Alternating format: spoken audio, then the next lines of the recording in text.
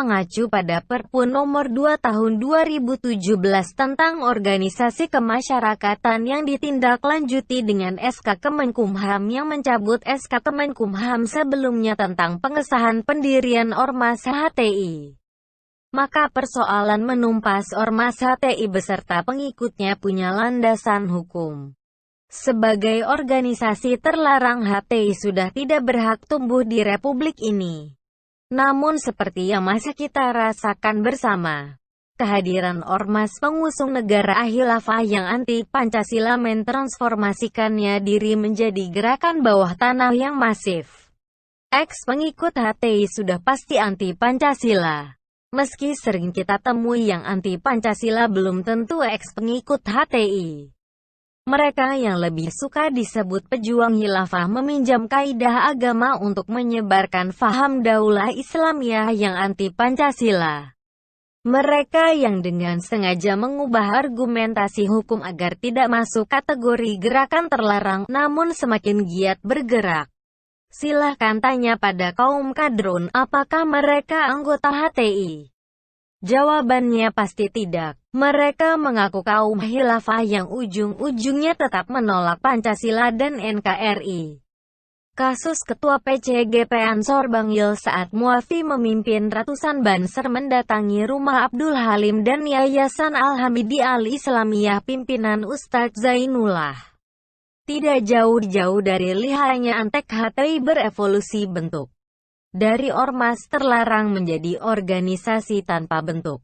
Mereka yang terikat oleh faham yang sama tanpa harus berorganisasi.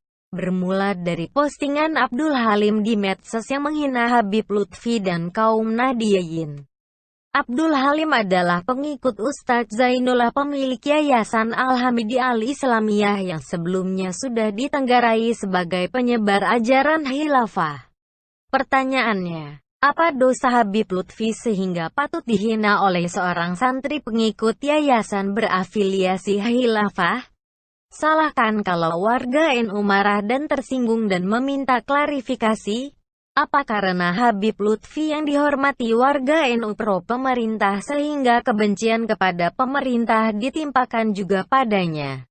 Jika memang ia, bersiaplah kiai, ulama, Habib lain pendukung NKRI tak luput dari penghinaan pengikut ajaran khilafah.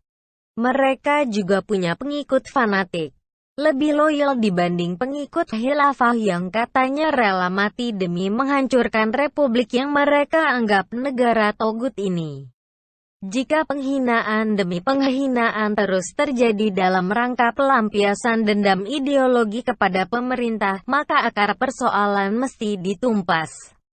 Bahwa menanamkan kebencian kepada pemerintah dengan dalih agama adalah proses pembusukan generasi. Mereka yang seharusnya menjadi tulang punggung negara berubah menjadi benalu. Generasi yang membenci tanah kelahirannya sendiri hanya karena ajaran halusinasi negara khilafah yang terbukti absurd. Jika kalian menghalalkan cara untuk menghancurkan negeri ini, maka kami yang masih waras juga berhak menghalalkan cara untuk menumpas aksi, gerakan hingga propaganda ajaran anti kebinekaan.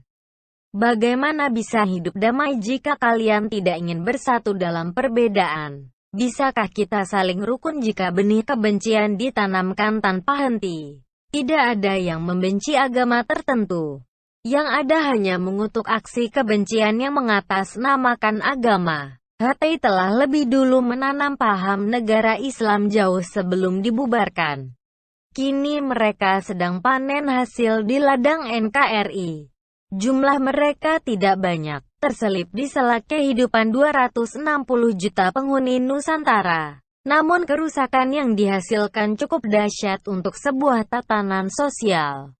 Aksi warga Banser NU Pasuruan menjadi kode keras perlawanan spontan massa yang sudah lama geram. NU yang punya tanggung jawab sejarah penjaga marwah NKRI. NU pula yang mulai membunyikan sinyal tanda bahaya bahwa keutuhan NKRI sedang dirongrong. Mereka yang lebih paham batasan agama dan negara mulai dicampur adukan.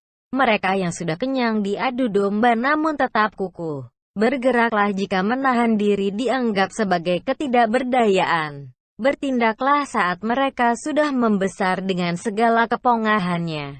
Bicaralah dengan bahasa cinta kepada agama dan bangsa. Mereka sudah punya generasi pencela, mereka pula yang meracuni logika dengan janji pintu surga mereka yang ada di sela-sela kehidupan kita. Menyemai kebencian, memupuk geram, memanen dendam lalu bersiap mengunyah kepala kita satu persatu. Menenggak darah kita lalu berpesta di ladang pembantaian berisi bangkai orang-orang yang tidak sepaham dengannya. Belum terlambat untuk berbuat. Meski harus berkejaran dengan waktu dan licinnya mereka menghindar.